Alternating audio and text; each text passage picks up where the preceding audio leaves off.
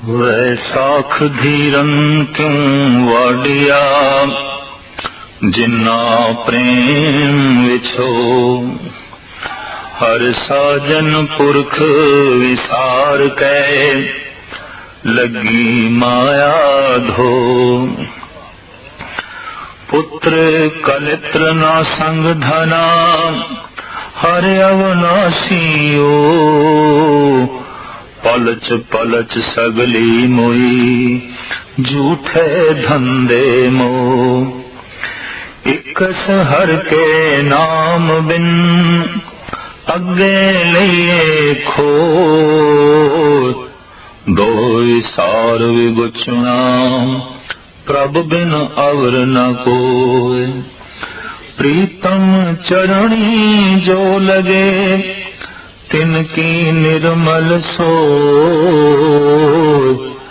नानक की प्रभु बेनती, प्रभु मिलो परापत होय। वैसाख सुहावा ता लगे, जा संत भेटे हर सोय। चल रहे साल दा दूसरा महीना वैसाख। इस महीने का उपदेश करदे होया धन गुरु अर्जन देव जी महाराज इस 12 माह नामक बाणी विच फरमान करते ने, वैसाख के महीने दे उन्हां दे हिरदे विच धीरज किस तरह हो सकता है, जिन्हां दे हिरदे तो परमात्मा की दूरी है, वांडे है, एक पासे है परमात्मा। जिन्हां दे हिरदे विच प्रेम का विछोड़ा है, प्रेम उत्पन्न नहीं होया, प्रभु पैदा नहीं होया, प्रभु नाल संबंध नहीं जुड़िया, तो वैसाख का महीना ते बेसब्री पैदा करेगा। जीवन विच जल्दबाजी होवेगी, बेसब्री होवेगी, तबीयत विच कालापन होवेगा। हर साजन पुरख विसार के, लगी माया धो। वैसाख दे महीने विच इसने परिपूर्ण परमात्मा नूं विसार क्यों दिता? प्रेम का विछोड़ा क्यों है? तो साहब कहते ने, वो जो सज्जन है, वो जो पूरे होया परिपूर्ण परमात्मा है, उन्हें इस वास्ते विसारे है कि धावना माया दी है। मनुख दोहां दे एक दे प्रभाव हेठ जीवेगा, या परमात्मा दे या माया दे। कर्ज जिंदगी दस देंदी है कि किस दे प्रभाव हेठ जी रहा है, और जिस दे प्रभाव हेठ जी रहा है उस वर्गे उसदे कर्म हो जाणगे। अगर मनुख परमात्मा दे प्रभाव हेठ जी रहा है तो उहदे कर्म परमात्मामई, उहदी सोचनी परमात्मामई, उहदी दृष्टि विच अमृत हो जाएगा, उहदी तकनी भी परमात्मामई, उहदे बोल भी अमृतमई होणगे, क्योंकि बोलां विच भी प्रभु आप होवेगा। पर जे ए माया दे प्रभाव हेठ जी रहा है तो इहदे बोलां विच भी माया, इहदी दृष्टि विच भी माया, इहदे हर कर्म दे माया दा प्रभाव होवेगा। क्योंकि माया दा अपना एक खास प्रभाव है, और बहुत सारी दुनिया इसी प्रभाव हेठ जी रही है। बार बार अवतारी पुरुषां नूं आके मनुख नूं समझाना पिया कि तू छाया दे प्रभाव हेठ जी रहे हैं, जिसदी छाया है उसका प्रभाव कबूल कर। माया ते उसकी छाया है, महामारी ताकी है छाया।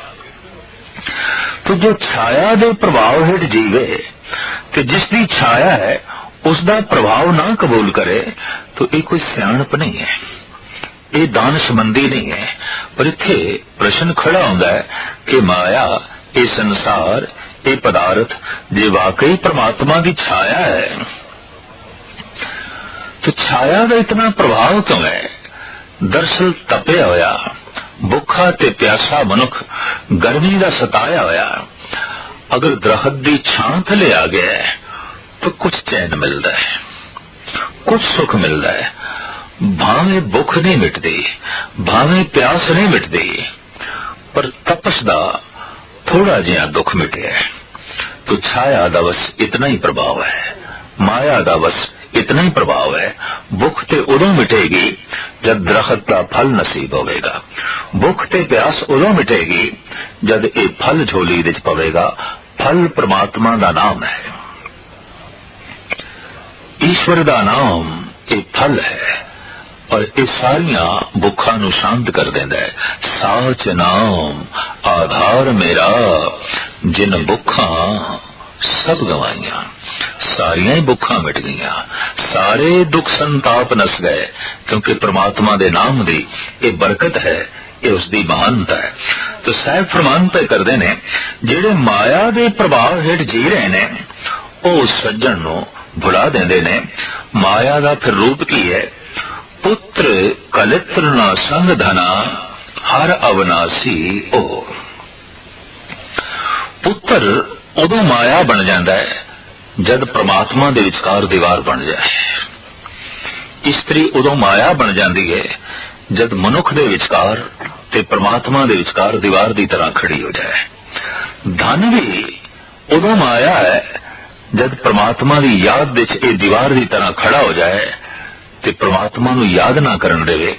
हर ओ रंग रूप माया है जो परमात्मा तक जान ना देवे, उदी याद विच बाधा खड़ी कर रहे। अगर पुत्र सहायक है, मददगार है परमात्मा दी याद विच, तो पुत्र माया नहीं है। अगर स्त्री सहायक है, मददगार है, अमृत वेले उठण विच मदद कर रही है, बाणी पढ़न विच मदद कर रही है, प्रभु दी याद दे सहायता दे रही है, तो स्त्री माया नहीं है, प्रभु दी बख्शिश, इति उसदी रहमत। और धन भी जैसे जैसे घर विच वधदा जा रहा है, हृदय विच धर्म वधदा जाए, परमात्मा दी याद वधदी जाए और धन करके दान दियां बिरतियां भी वधदियां जान, तो ये धन माया नहीं है, ये सहायक हो गया, ये मददगार हो गया। तो माया कईयां दी दासी है, कईयां दी मालकन है। गुरबाणी विच इस तरह के दो रूप बयान किए गए ने। माया दासी भगतां की कार कमावे। ये भगतां दी दासी है, लेकिन संसारियां दी ते मालकन है। संसारियां दे आम जो इसके प्रभाव हेठ जीवदे ने, माया उन्हां दे सिर ते बैठती है, ते जो परमात्मा दे प्रभाव हेठ जीवदे ने, माया उन्हां दे कदमां दे थल्ले होंदी है। जिस दे कदमां दे थल्ले माया है, गल स्पष्ट हो गई, ये परमात्मा दे प्रभाव हेठ जी रहे है, इस दे मस्तक ते परमात्मा दा ज्ञान है, उसदा हथ है। और जिस सिर दे उत्ते माया आन बैठी है, तो एक गल स्पष्ट हो गई, इसदी जिंदगी विच परमात्मा नदारद है। पुत्र, स्त्री, धन संपदा सारे दे सारे परमात्मा दे विचकार दीवार बन के जो है खड़े हो गए ने। साहिब कहने सारे दे सारे तेरी अखां दे सामने ओजड़ होने वाले ने। इन्हां दे चों बारी बारी संबंध दे टुटदे हां, देर नहीं लगदी। अविनाशी ते केवल एक परिपूर्ण परमात्मा है। पलच पलच सगली मोई झूठे धंधे मोह। माया दे धंधियां दे खज्जल खुआर होके आखिर एक दिन रूहानी मौत हो जाती है और नाले शरीरक मौत हो जाती है। इस तरह खज्जल खुआर होके अपना जीवन व्यर्थ गवा छड़दा है। इकस हर के नाम बिन अगे लईए खोल। परिपूर्ण परमात्मा का एको ही नाम जो नाल जांदा है, इस तो इलावा जो कुछ भी कोल है सारा खो लिया जाता है। न जमीन नाल जांदी है, न मकान, न स्त्री नाल जांदी है, न पुत्र, न धन संपदा नाल जांदी है, न यार दोस्त। एक सदैवी नाल रहने वाला है परिपूर्ण परमात्मा का नाम। पर मनुख की गफलत जो सदा अंग संग है, इत्थे ते उत्थे है, उस नाल कोई रिश्ता नहीं जोड़िया। ते जिन्हां दा संग वक्ती है, जिन्हां दा आसरा भी वक्ती है, जिन्हां दी नेड़ता वक्ती है, आरजी है, उन्हां दे आले दुआले ये भटक रहा है और सदैवी उन्होंने अपना संगी समझ बैठा है। साहिब कहते नहीं, इकस हर के नाम बिन अगे लईए खोए। जैसे इस संसार तो अगे चलना होंदा है, सब कुछ खो लिया जाता है, सब कुछ इत्थे रह जाता है। दोए विसार विगुचना प्रभ बिन अवर न कोए। परमात्मा नू विसार के आखिर विगुचना ख्वार ही होना होंदा है, प्रभ बिन अवर न कोए। और इस ख्वारी नू परमात्मा तो बिना होर कोई नहीं मिटा सकता। इस दुख नो, एक संताप नो, एक परिपूर्ण परमात्मा तो इलावा कोई नहीं दूर कर सकता। इस वास्ते धन गुरु अर्जन देव जी महाराज उपदेश करदे हैं, फरमान करदे ने, प्रीतम चरणी जो लगे तिनकी निर्मल सोए। वैसाख दे महीने विच जो परमात्मा दे चरणी लगदे ने, उन्हां दी शोभा अति निर्मल होंदी है, उन्हां दी वडियाई अति निर्मल होंदी है। नानक की प्रभ बेनती प्रभ मिलो परापत होए। धन गुरु अर्जन देव जी महाराज दसते ने, वैसाख दे महीने विच इंज जोदड़ी करया कर, नानक की प्रभ बेनती प्रभ मिलो परापत होए। हे परिपूर्ण परमात्मा, तेरे चरण कमलों में विनय है, प्रार्थना है, तू मिल, तू नेड़े आ। तेरा मिलना सुखदाई है, आनंदमयी है। वैसाख सुहावा तां लगे जा संत भेटे हर सोए। वैसाख दा महीना उसे लिए सुहावना है, उसे लिए महान है, जिन्हों संत दी संगत नसीब होवे ते हरि दी वडियाई करन दा मौका मिले। समझ लो वैसाख दा महीना सुहावना हो गया, फलीभूत हो गया, आनंदमयी हो गया। हुण इसे महीने दे संबंध विच जो कुछ धन गुरु नानक देव जी महाराज फरमान करदे ने, आप सरवण करो।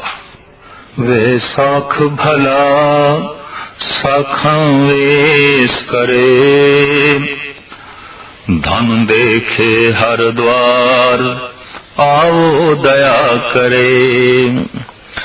घर आओ प्यारे दुत्ते तारे, तुद बिन अड न मोलो। कीमत कौन करे तुद भावा, देखते खावे ढोलो। दूर न जाना अंतर माना, हर का महल पछाना। नानक वैसाखी प्रभ पावे, सुरत सबद मन माना। पहले पातशाह प्रकृति की रूप रेखा वैसाख दे महीने दी इंज फरमान करदे ने, वैसाख भला साखां वेस करे।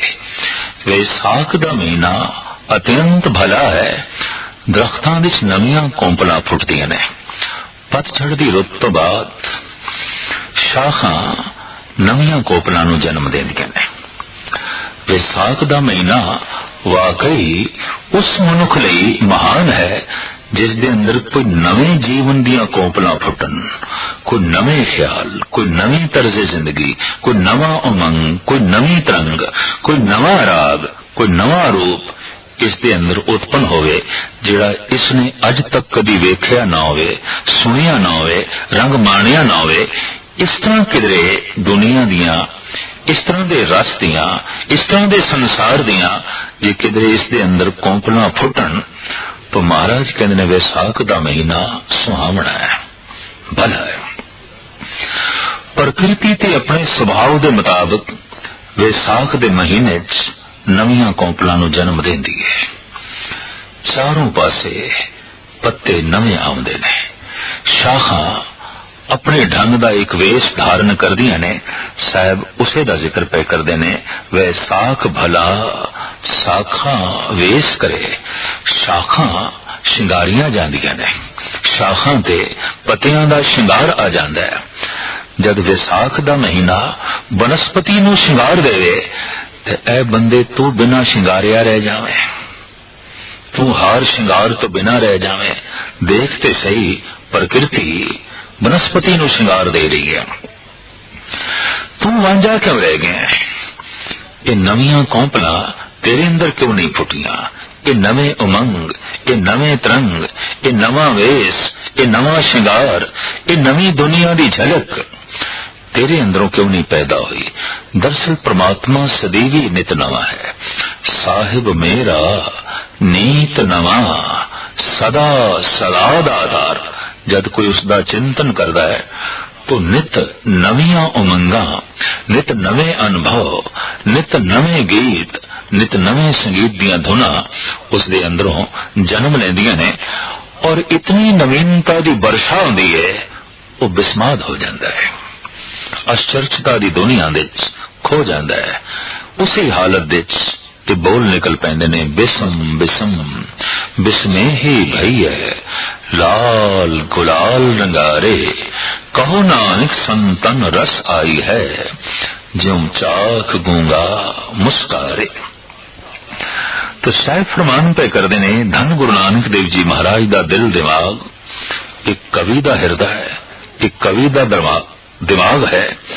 अकाल पुरख ने जिथे आप नू संदेश देने लई चुने है उत्थे गुरु नानक देव जी महाराज अकाल पुरख दा संदेश गीतां दे राही, संगीत दे राही जगत दी झोली विच पा रहे ने।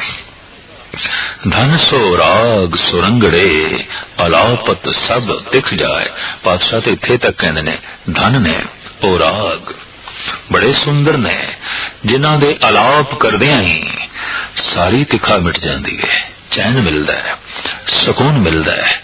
साहिब श्री गुरु नानक देव जी महाराज दे अंदर परमात्मा संगीत बन के प्रगट होया है, परमात्मा गीत बन के प्रगट होया है, परमात्मा खेड़ा बन के प्रगट होया है, परमात्मा ज्ञान बन के प्रगट होया है। ते जब इतना प्रगट होया है तो हुण कुदरती गल है वंडना होवेगा। ये वंडना इस तरह होंदा है जब कोई फुल अपनी पूरी शक्ति नाल भर जाता है तो उस दे चों महक डुल डुल के पैंदी है। हुण चाहे कोई लैण वाला होवे चाहे ना लैण वाला होवे पर फुल वंडी जा रहे हैं, महक वंडी जा रहे हैं। इसी तरीके नाल साहिब श्री गुरु नानक देव जी महाराज दा हृदय आप रस दे नाल, गीत दे नाल, संगीत दे नाल, प्रभु दी दया नाल ते दैवी गुणा नाल इतने भर गए ने 9 खंड पृथ्वी दे वंडदे रहे। देखने दे आया है कोई मनुख वंडेगा चलो अपने घर दे वंड लेगा, कुछ साजो समान, कुछ वस्तुआं, कुछ पुत्रां दे वंडेगा, मित्रां दे वंड देवेगा। ते किसी दा दायरा जरा वसी होया तो चलो अपने महल्ले दे वंड लेगा, अपनी बिरादरी दे वंड देगा। ते होर भी सारा किधरे वसी होया तो वध तो वध अपने शहर दे वंडेगा या अपने प्रांत दे वंडेगा। इस तरह का अज तक कोई होया तो नहीं, तो चलो मन लेंदे आ कि कोई चलो अपने मुल्क दे वंडेगा। पर साहिब श्री गुरु नानक देव जी महाराज ने ये गीत संगीत ज्ञान विज्ञान आनंद ते परम खुशी दी दौलत 9 खंड पृथ्वी दे वंडी। परमात्मा ही अनंत रूपां दे गुरु नानक दे अंदरों प्रगट होया है और आप वंडन नूं चल पए ने। ये दाता तरह तरह दियां रब्बी दाता वंडन नूं चल पिया। चाहे सुमेर ते बैठे ने जोगी उन्हां दी झोली दे भी पाण नूं चला गया, चाहे तपदे हुए मैदानां विच बैठे ने अरब दे लोग उन्हां दी झोली दे भी शांति देण नूं चला गया, चाहे जंगल उजाड़ बयावान विच बैठे ने लोग उन्हां दी झोली दे भी बरकतां खेड़े ते खुशियां पाण जो है चला गया। ते चाहे कोई घर दे बैठे ने खाली उन्हां दी झोली भी भरन नूं साहिब श्री गुरु नानक देव जी महाराज पहुंचे ने। आप विसाख दे महीने दा जो प्राकृतिक रूप है इन बयान करदे ने। विसाख भला साखां वेस करे, धन देखे हर द्वार आवो दया करे। वैसाख दे महीने विच जिवें दरख्तां ने नवीं कौपलां देख लईआं, नवे पत्ते देख ले, नवी हरियावली देख रही, जे किधरे जीव रूपी इसने भी हरी दा द्वार देख लवे ते उसके अंदरों ही ये मंग पैदा हो सकती है, हे प्रभु आ तू मेरे हृदय च, आ तू मेरे घर दे च। तेरी झलक जे इतनी सुहावनी है तो तेरा मिलना कितना आनंदमयी होवेगा। घर आओ प्यारे दुत्तर तारे, तुद बिन अड न मोलो। वो फिर बिरहे दी मारी हुई इस तरह जोदड़ी कर दिए, हे परिपूर्ण परमात्मा तू घर विच आ, तेरे तो बिना मेरा कौडी भी मुल नहीं, अड न मुलो। तू होवे ते मैं लखां दी, तू नहीं ते मैं कख दी। हे परिपूर्ण परमात्मा तेरे नाल ही मेरी महानता है। बिरहे कुठी जीव इस्त्री इस तरह वैसाख दे महीने तो प्रभावित होके उच्चारण कर दिए, घर आओ प्यारे दुत्तर तारे, ऐ प्यारे घर विच आओ ताकि मैनू इस नतरे जान वाले संसार तो तारण विच मददगार साबित हो सको, मैनू पार करो। इत्थे अथाह सागर है, अथाह लहरां ने, फिर तूफान है। हे प्रभु हे प्यारे घर विच आओ, मैनू तारो, क्योंकि मैं ऐसा समझ लिया तुद बिन अड न मोलो, तैथों बिना मेरा कौडी भी मुल नहीं। बेड़ी दी महानता मला करके है। जड़ी बूटियां दे राज वैद लोग प्रगट करते ने, किसी साज दी महानता साजिंदे करके है, किसी बीज दा फलीभूत होना ते गुणशाली होना धरती करके है। इस तरह मनुख दी भी सारी महानता परमात्मा करके है। एक परमात्मा नु अपने जीवन तो एक पासे कर दईए तो इंज समझ लो जैसे मलाह बेड़ी तो अलग हो गया, जैसे बीज तो जमीन अडरी हो गई, जैसे साज तो साजिंदा अलग हो गया, ते साजिंदे तो बिना ए साज की मैंने रखदा है। इहदे चों संगीत नहीं निकल सकेगा, इहदे चों धुन नहीं निकल सकेगी। इहदे जो राग संगीत धुना सन इते साजिंदे करके सन। जीवन दे जो गीत संगीत खेड़ा उते परमात्मा करके है।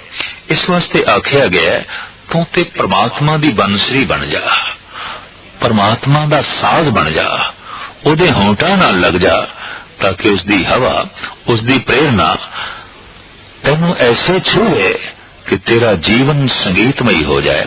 साज उदों संगीतमई हो जाता है जब साजिंदे दे हथ छूंदे ने, साजिंदे दे होंठ छूंदे ने, तो साज एक महान आवाज नू जन्म देंदा है।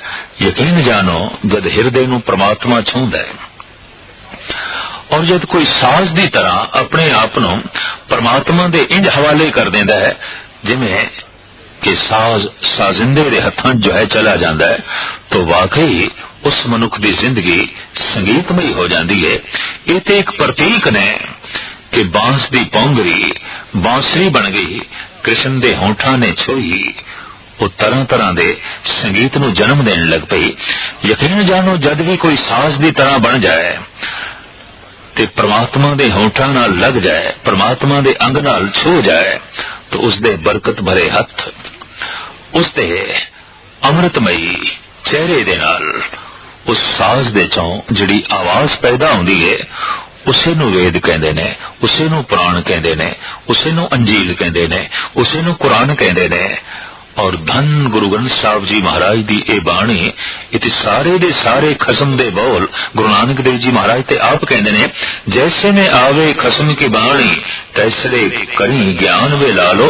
इति परमात्मा आप बोलिया है, इते उसदी मेहर उसदी बख्शिश। मैं ते एक साज सी उसने बजाया है, ये गीत निकले है, ये संगीत निकले है। ते जद भी कोई परिपूर्ण परमात्मा नू इंज अर्पण करदा है जैसे कोई साज साजिंदे दे हथां जो है चला जाता है, वाकई उस मनुख दी जिंदगी संगीतमयी हो जाती है, गीतमयी हो जाती है, आनंदमयी हो जाती है। इस वास्ते धन गुरु नानक देव जी महाराज फरमान पे करते ने, हे परिपूर्ण परमात्मा तैथों बिना मेरा कौडी भी मुल नहीं, कीमत कौन करे तुद भावा देख दिखावे तोलो। हे परिपूर्ण परमात्मा जे कोई तेरा दीदार करावे दिखावे, उस ढोल दे दर्शन करावे, कौन कीमत पा सकता है, कौन मुल दे सकता है? तू ते अमुल है। ते जिहड़ा दिखावे, जिहड़ा उस पासे दी प्रेरणा देवे, वो भी इतना महान है कि उसकी भी कीमत नहीं पाई जा सकती। साहिब श्री गुरु नानक देव जी महाराज वडहंस राग दे एक शब्द दे फरमान करते ने, तैं साहिब की बात जे आखे कहो नानक क्या दीजे। जिस प्यारे दी मैनू कोई गल सुनावे, उसदे गीत सुनावे, उसदी गली दा पता दसे, उसदे घर दा टिकाणा दसे, तो फिर उसनू नजराना की दईए, उसनू भेटा की दईए। ये गुरु नानक ने एक सवाल खड़ा किया है और इस सवाल का आप ही जवाब देंदे ने। तैं साहिब की बात जे आखे कहो नानक क्या दीजे, सीस वडे कर बैसन दीजे, विण सिर सेव करीजे। सिर नू कट के उन्हों बैठन लई थां दईए। वो किसी इट ते ना बैठे, पलंग ते ना बैठे, सिर ते बैठे। और सिर तो बिना जिहड़ा धड़ है ये उसकी सेवा च जुड़ जाए, हथ पैर उसकी सेवा च जुड़ जान ते सिर उसदे बैठन लई सिंघासन बने। किस दे?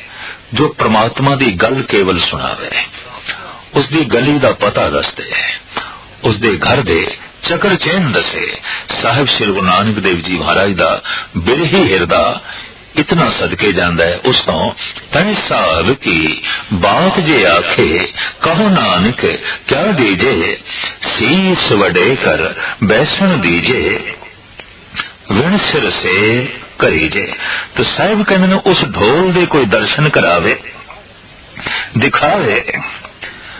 ऐसा परिपूर्ण परमात्मा जो अमुल है कि जो बख्शिश करके उसकी गली का संदेशा दे, दिखावे, वो भी महान है, वो भी पूजन योग है, उसकी भी कीमत नहीं पाई जा सकती। दूर न जाना अंतर माना, हर का महल पछाना। हुण हे परिपूर्ण परमात्मा, मैं तेनू दूर नहीं जानदा, तू तो बहुत नेड़े है, बहुत नेड़े है। भगत रविदास जी महाराज कहते ने, मेरा हाथ भी जितना मेरे तन तो दूर जा सकता है, हे प्रभु तू ते इतना भी दूर नहीं।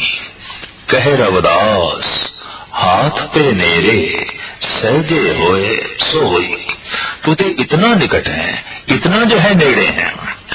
साहिब गुरु नानक देव जी महाराज दा फरमान, देखत सुनत सदा है संगे, मैं मूर्ख जानिया दूरी रे।